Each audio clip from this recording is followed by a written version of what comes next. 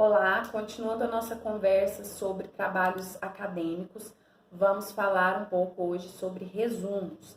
Nós conversamos a respeito de fichamentos e o resumo geralmente é o passo seguinte nessa trajetória, né? Com o fichamento a gente faz a documentação da leitura e o resumo é o que vai sintetizar essa leitura de uma forma que fique fácil para a gente consultar, estudar para uma prova e assim por diante. Existem basicamente 3 tipos de resumos. O resumo crítico, que é a mesma coisa que a resenha, nós vamos abordar melhor no próximo vídeo. O resumo indicativo, que é aquele que vem no início de artigos científicos, monografias, dissertações e assim por diante.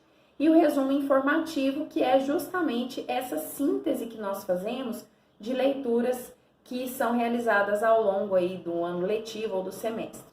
Então, primeiramente, o resumo indicativo. Resumo indicativo é a última coisa que a gente faz no trabalho acadêmico. Depois de escrever a introdução, desenvolvimento, a conclusão, nós partimos para o resumo. O resumo deve apresentar de maneira clara e objetiva quais foram os objetivos da pesquisa, a metodologia, né, de que forma o estudo foi realizado, quais as referências bibliográficas o autor utilizou para embasar o seu trabalho e, por último, os resultados preliminares. É importante que o resumo seja bem elaborado, porque geralmente é a primeira forma de contato do leitor com o seu texto. Quando é cadastrado um artigo científico ou uma dissertação no banco de dados de uma revista ou de uma faculdade, que seja, esse resumo é o primeiro material que o leitor vai ver.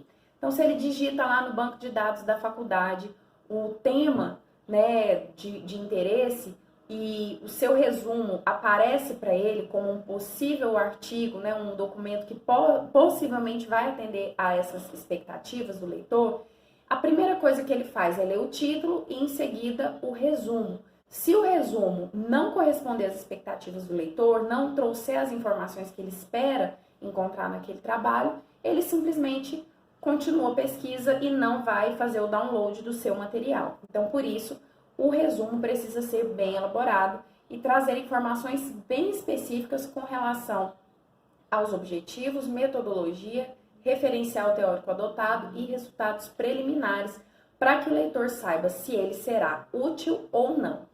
Esse tipo de resumo é escrito em um parágrafo só e ele tem um limite de palavras que vai depender da revista, da universidade para a qual você estiver indicando aquele trabalho.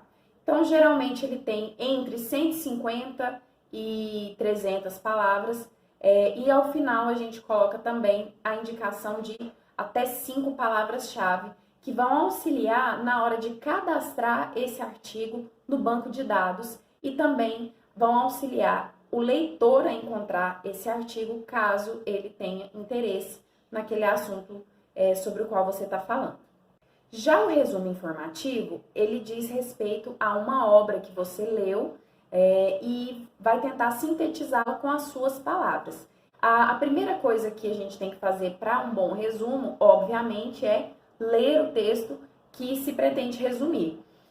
Faça leitura, releitura, 3 leituras se for necessário, leia quantas vezes precisar, sublinhe, busque no dicionário o significado das palavras que você desconhece.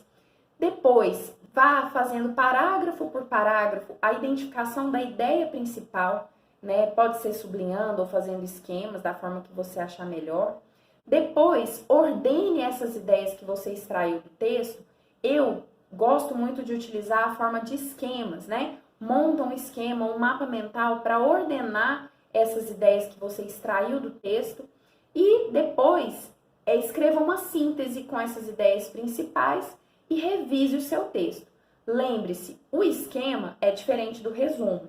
O esquema ele vai servir para te auxiliar a redigir o resumo, mas o resumo ele precisa ser um texto corrido, com parágrafos. Esses parágrafos precisam apresentar coesão entre eles não podem ser soltos como se fossem tópicos em sequência, né? Então, precisa ser um texto com uma unidade, com coesão, introdução, desenvolvimento e conclusão. Isso, então, é o resumo informativo. Nós vamos falar um pouco no próximo vídeo a respeito da resenha, que é o resumo crítico, e o resumo indicativo, que é aquele que vem antes dos trabalhos acadêmicos, nós vamos deixar para o final, porque antes de falar sobre os resumos indicativos, nós vamos falar também sobre os artigos científicos. Então, até a próxima. Espero que vocês continuem acompanhando e se tiverem qualquer dúvida, entrem em contato. Não deixem de perguntar.